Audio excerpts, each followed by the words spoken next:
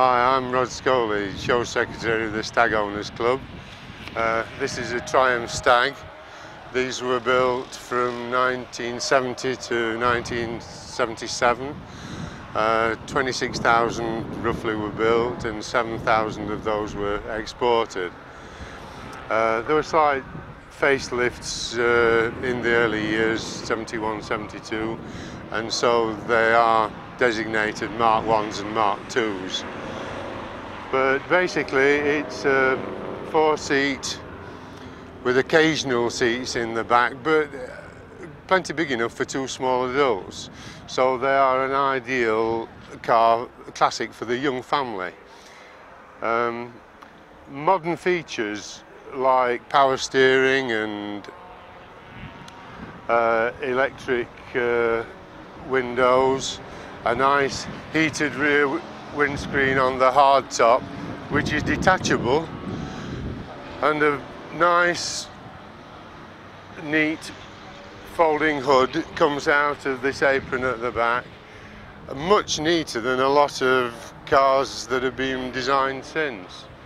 The hardtops are heavy, so it's really a 2 or 3 man job to take one, and a lot of people have put a lift in the roof of their garage so that they take it off completely for the summer, and then putting it back on in the winter you've got a nice warm comfortable saloon for bad weather with a heated rear screen.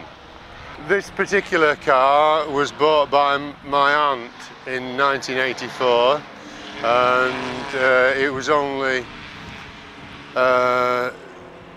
7 years old then, and had already had the front wings replaced. Since then it's only done about 20,000 miles, and she gave up driving as she's now 95, and I inherited the car from her. But basically it's only had minor paintwork to renovate it since 1984, and provided the engines are maintained properly, we have cars that have done 200,000 miles and have never had the heads off.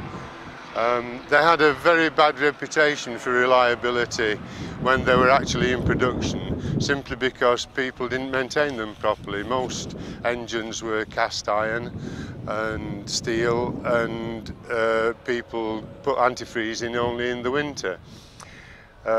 This has an aluminium head on a cast iron block, so if you don't keep a lot of inhibitor in there during the summer as well, then you get corrosion between the head and the block, which causes head gaskets to blow and overheating problems. And now that everybody knows that they maintain them regularly and keep antifreezing all year round to inhibit the corrosion, then reliability is absolutely superb. And as I say, we've got cars that have done well over 200,000 miles, do continental trips every year, and many are used as everyday transport.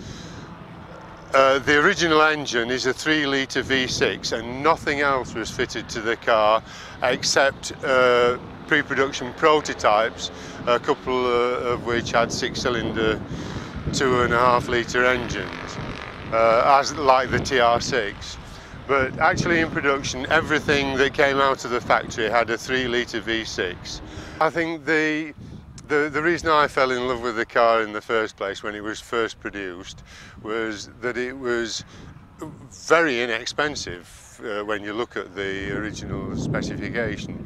This was, when it was built, in late 69, early 1970, it came on the market at just over £2,000.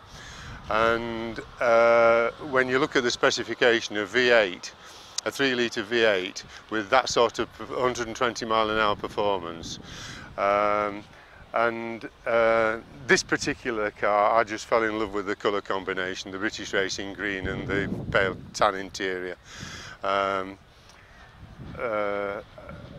have made me hang on to it all this time from 1984 to the present day. I've got other Stags and other classics, but this is a car that I cannot see myself ever parting with.